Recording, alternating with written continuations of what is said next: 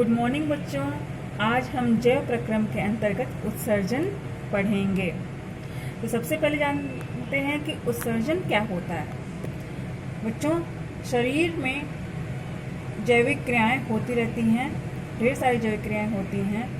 उन जैविक क्रियाओं के कारण बहुत सारे हानिकारक और विषैले पदार्थ शरीर के अंदर बन जाते हैं, उत्पन्न हो जाते हैं। इन्हीं हानिकारक और विषैले पदार्थों को शरीर से बाहर निकालने की क्रिया को हम उत्सर्जन कहते हैं, और इस क्रिया में शामिल अंगों को हम उत्सर्जी अंग कहते हैं।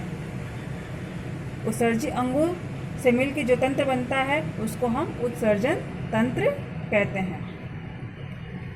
बच्चों, आइए देखते हैं कि और कौन कौन से उत्सर्जी पदार्थ हमारे शरीर के अंतर्गत बनते हैं।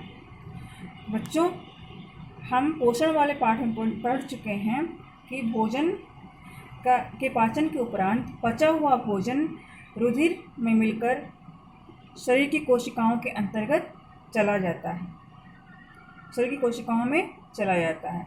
लेकिन कुछ भोजन ऐसा होता है जो पचता नहीं है। उस अपचे भोजन को हम मल के रूप में एनस के द्वारा हम बाहर, मल द्वार के द्वारा हम बाहर निकाल देते हैं। हम अपने भोजन में प्रोटीन भी लेते हैं, और प्रोटीन के पाचन से नाइट्रोजनी पदार्थ उत्पन्न होते हैं जो हमारे शरीर के लिए हानिकारक होते हैं। इनकी हमारे शरीर में आवश्यकता नहीं होती है। ये नाइट्रोजनस पदार्थ हैं अमोनिया, यूरिया और यूरिक अम्ल। और इन्हीं नाइट्रोजनस पदार्थ को शरीर से बाहर निकालने के लिए हमें उत्सर्जी अंगों की आवश्यकता होती है। बच्चों, हमारे शरीर में ग्लूकोज के ऑक्सीकरण से कार्बन डाइऑक्साइड गैस बनती है, और ये कार्बन डाइऑक्साइड गैस और अन्य गैसें श्वसन के माध्यम से हम बाहर निकाल देते हैं। तो आइए देखते हैं कि उत्सर्जन कितने प्रकार का होता है। बच्चों, नाइट्रोजनी उत्सर्जी पदार्थ के आधार पर हम उत्सर्जन को 3 भागों में बांटे हैं। 3 प्रकार के होते हैं। पहला है अमोनोटेलिज्म। अमोनोटेलिज्म उत्सर्जन के अंतर्गत नाइट्रोजन का उत्सर्जन मुख्य रूप से अमोनिया के रूप में होता है, और ऐसे जंतु जो अमोनिया को अपने शरीर से बाहर उत्सर्जित करते हैं उनको अमोनोटेलिक जंतु कहते हैं। इनमें उदाहरण हैं जलीय कशेरुक, जल में रहने वाले ऐसे जंतु जिनमें कशेरुक दंड पाया जाता है, मछलियाँ और कुछ उभयचर। दूसरा उत्सर्जन का प्रकार है यूरियोटेलिज्म। तो जैसा कि नाम से आप लोगों को स्पष्ट हो जा रहा है कि जिसमें नाइट्रोजन का उत्सर्जन यूरिया के रूप में होता है, ऐसे उत्सर्जन को हम यूरियोटेलिज्म कहते हैं, और ऐसे जंतुओं को यूरियोटेलिक जंतु कहते हैं। इसमें मनुष्य और स्तनधारी प्राणी आते हैं। तीसरा है यूरिकोटेलिज्म। इसमें नाइट्रोजन का उत्सर्जन यूरिक अम्ल के रूप में होता है, और ऐसे जंतुओं को हम यूरिकोटेलिक कहते हैं। इनका एग्जाम्पल है पक्षी, सरीसृप और कीट आदि। तो इस तरह से ये उत्सर्जन का प्रकार हो गया। अब आइए चलते हैं, देखते हैं मानव उत्सर्जन तंत्र के बारे में। हमारा मानव उत्सर्जन तंत्र जो है, जो मनुष्य का उत्सर्जन तंत्र है, उसमें कौन कौन से अंग सम्मिलित होते हैं। तो बच्चों, इसमें एक जोड़ी वृक्क पाया जाता है, एक जोड़ी मूत्र वाहिनियाँ जिनको हम यूरेटर्स भी कहते हैं, एक मूत्राशय होता है और मूत्रमार्ग। इन 4 अंगों से हमारा ये उत्सर्जन तंत्र मिलकर बना हुआ होता है। यह हमने उत्सर्जन तंत्र का चित्र बनाया हुआ है, जिसको आप देख सकते हैं।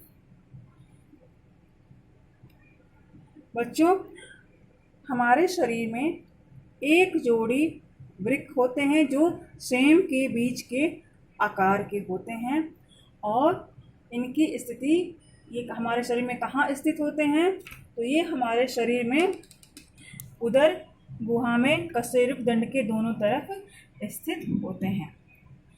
रंग इनका जो कलर होता है और ये कत्थई या भूरे लाल रंग के होते हैं और लंबाई में 10 सेंटीमीटर, चौड़ाई 5 से 6 सेंटीमीटर और मोटाई 2 से 5 सेंटीमीटर होती है। जबकि एक सामान्य मनुष्य में इनका जो भार होता है, जो वजन होता है, वो 110 से 170 ग्राम होता है और ये सेम के बीज के आकार के होते हैं। जैसा कि आप यहाँ पे देख रहे हैं कि दोनों वृक्क जो हैं वो सेम के बीज के आकार के हैं। बच्चों, जो दाहिना वृक्क होता है वह बाएं वृक्क की तुलना में कुछ नीचे स्थित होता है। बायां वृक्क कुछ ऊपर आगे की तरफ स्थित होता है। दोनों वृक्कों पे एक ग्रंथि होती है जिसको अधिवृक्क ग्रंथि कहते हैं।